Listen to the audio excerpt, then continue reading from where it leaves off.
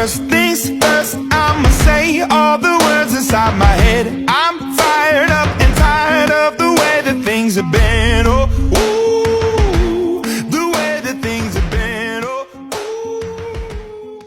You know that feeling? When you walk into a local spot, maybe it's a cafe, maybe a bookstore, or yeah, even your favorite neighborhood pub, and it feels right. Like it settles into your soul somehow. It's clearly more than just a business. Right. It feels like the heart of the neighborhood. Exactly. What some sociologists call a third place, you know, Right. that spot that isn't home, isn't work, but it's where you connect, where you feel like you belong. Yeah, where community really happens, face to face. It's where stories get shared, memories get made. It really feels like the fabric of local life. But, you know, the big question is, how do these places actually do that? How do they weave themselves in so deeply? It's often not accidental. There's usually some real intention behind it. Well, today on the Deep Dive, we're going to zero in on one place that seems to have really nailed this, Another Bar and Grill in Cleves, Ohio. We've been looking at some excerpts from a piece called Another Bar and Grill, Cleves Community Hub, and our mission really is to unpack the ingredients. Like, what are the specific choices, the maybe subtle things that have let this small, privately owned place thrive for, get this, over 17 years. Wow, 17 years is impressive for any small business, especially a bar and grill. Right, and earn that title of a real community staple. We want to try and pull out those insights, figure out what makes it such a beloved hub. Sounds like a great case study. It really highlights how a local business can be so much more than just, transactions. Exactly, when it's designed for connection. Right, intentionally designed for human connection. We can look at the principles that make it work based on the details we have. Okay, let's do it. So right off the bat, the source hits us with that number, serving the community for over 17 years. Yeah. Like you said, that's significant. It's not just time, it speaks volume. It absolutely does. It signals stability, reliability. And it calls it a true staple of the community.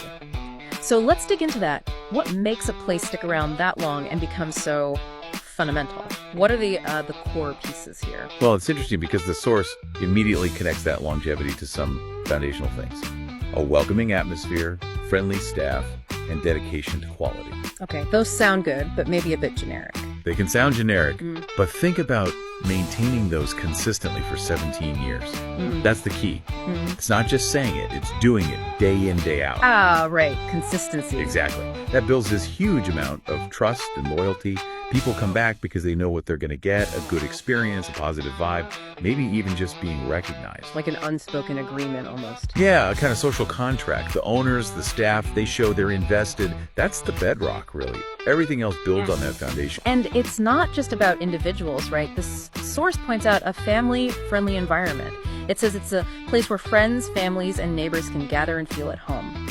That phrase, feel at home, that really seems central to this whole third place idea. Oh, it absolutely is. And making it explicitly family-friendly, that's a really smart strategic move. How so? Strategic in what way? Well, it immediately broadens the appeal beyond just, a typical bar crowd by welcoming families, neighbors. It positions itself as a place for everyone, across generations. It becomes truly inclusive. So it's not just about getting more customers through the door. Not just that. I mean, sure, it helps business, but it fundamentally changes the role of the place in the community. Yeah. It makes it a shared space, bridging different groups, different ages. It sends a message. This place is for all of us. And that reinforces that feeling of belonging we were talking about. Exactly. It helps ensure that cycle of people coming back, maybe even bring their own kids later on. It builds loyalty across time. Okay, so that foundation, consistent, welcome, inclusive, family-friendly vibe, that's crucial. But like you said, people need reasons to actually gather and connect. The food and drink obviously play a big part. Right, the fuel for the gathering. And the source highlights homemade food and desserts, comfort classics, and sweet treats made fresh in-house. What's the magic in homemade when you're trying to build a community hub? Is it just about taste? Taste is part of it, sure. But homemade signals something more, doesn't it? It suggests care, effort.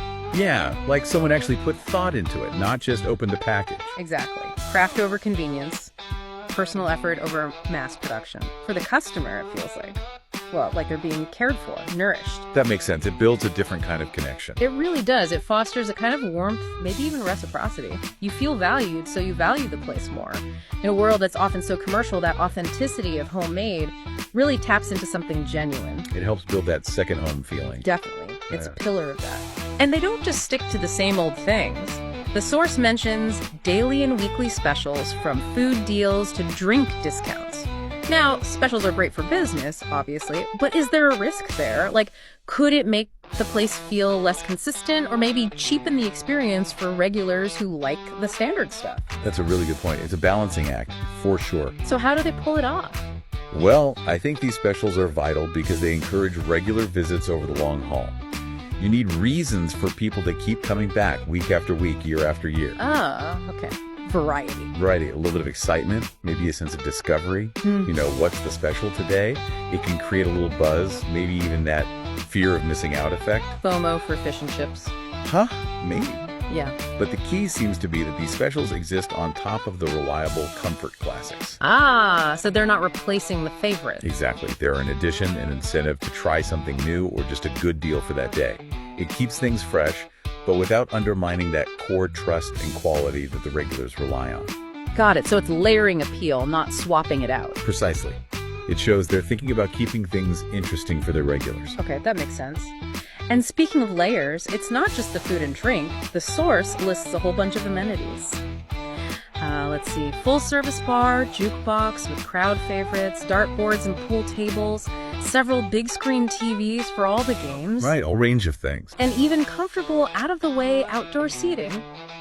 What does offering all this stuff tell us about their strategy? How does that help build community? Well, it's fascinating when you think about what those amenities actually do. They're not just features. What do you mean? Think about a jukebox, darts, pool. They're social catalysts, right? Yeah. They give people low-stakes reasons to interact, to have a bit of fun together, friendly competition, maybe? Yeah, something to do besides just sit and talk or drink. Exactly. They facilitate activity, active engagement, not just passive consumption. The TVs, for instance, create that shared experience around sports. You're all cheering for the same team or against it. Builds a sense of camaraderie. It does. And then having that quieter outdoor seating. That shows real thoughtfulness too. How so? It acknowledges that not everyone wants the noise or the high energy all the time. Some people want a calmer space to chat or just relax. So they're catering to different needs, different social styles. That's interesting. It's not just one size fits all. Not at all. If you connect it to the bigger picture, these amenities are designed to support different kinds of social interaction and relaxation. They're making sure there's likely something for everyone, whatever mood they're in. So it's like a choose-your-own-adventure for socializing. Kinda, yeah. And think about it. Who hasn't bonded over a terrible jukebox pick or a lucky dart throw? Guilty. Right. That's flexibility is key. But they seem to go even further than the day-to-day stuff. The source talks about holiday spirit. Ah, yes, this part stood out. It says another bar and grill goes all out for the holidays. Mentions festive decor, themed nights, and a cozy atmosphere. The whole transformation. Especially, it says, during Halloween and Christmas, the bar is transformed with lights, props, and plenty of seasonal cheer. This sounds like more than just sticking a wreath on the door. Oh, absolutely. Yeah. And the impact of that kind of effort on community building can be huge. It taps into something really deep. Like what? Rituals. Exactly. Rituals, celebration, shared traditions. When a place doesn't just acknowledge a holiday, but transforms itself for it, it creates this immersive experience. Makes it feel special. Totally. It builds anticipation. Year after year, people look forward to it, becomes part of their holiday tradition. So the bar becomes woven into the community's calendar, its annual rhythm. Precisely. It solidifies its place. Yeah. It becomes synonymous with that holiday feeling, that shared celebration. And you have to ask, why does this create deeper ties than maybe just the good food or drinks? Yeah, why? Because it creates shared memories, collective experiences. It marks the passage of time together in a meaningful way. It makes the place feel even more like a second home during those special, often quite nostalgic times of year. That level of effort signals real care, doesn't it? It really does.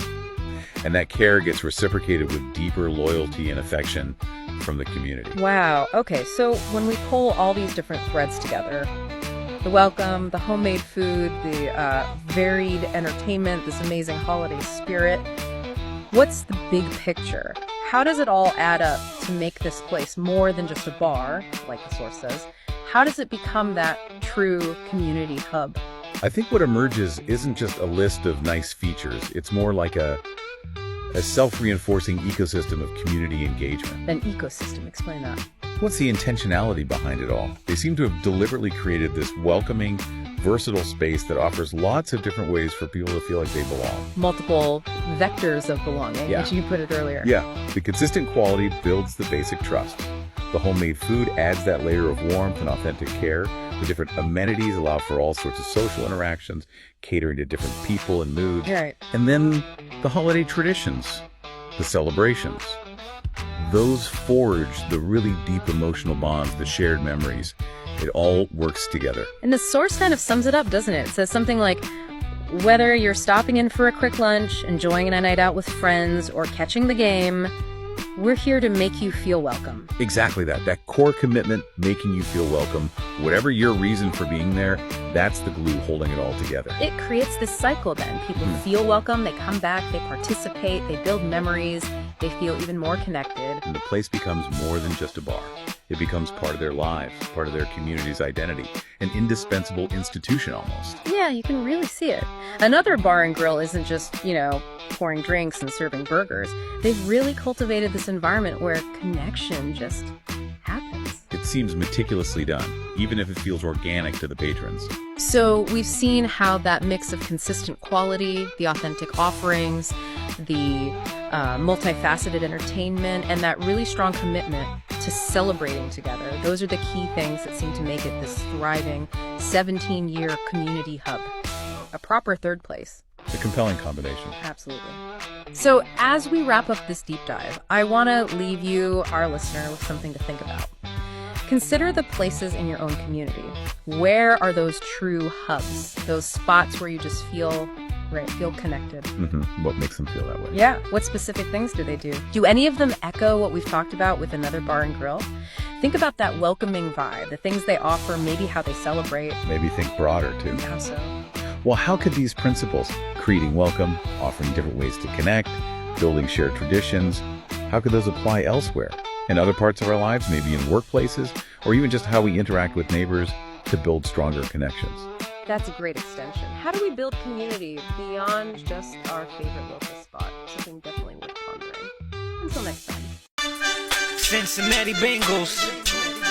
Cincinnati, we gonna win. We gonna take it. Let's go, Bengals. Let's go. Let's go, Bengals. Let's go. Cincinnati for the win. Let's go, Bengals. Let's go. Let's go, Bengals. Let's go. Cincinnati for the win. Let's go, Bengals. Let's go.